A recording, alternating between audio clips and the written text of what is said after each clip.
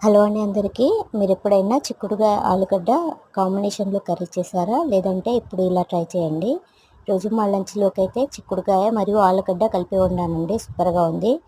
So, ముందుగా చిక్కుడుగాయలను చిన్న చిన్న పీసెస్‌గా చేసుకోవాలి. ఆలూని చిన్న చిన్న పీసెస్‌గా చేసుకోవాలి. టొమాటోలు, పచ్చిమిర్చి, ఉల్లిపాయలు, తర్వాత కడాయి పెట్టుకొని ఆయిల్ వేసుకొని, పోపు దినుసులు వేసుకొని, ఉల్లిపాయలు, పచ్చిమిర్చి వేగిన తర్వాత టమాటోలు మరియు చిక్కుడుకాయ వేసుకొని ఫ్రై చేసుకోవాలి.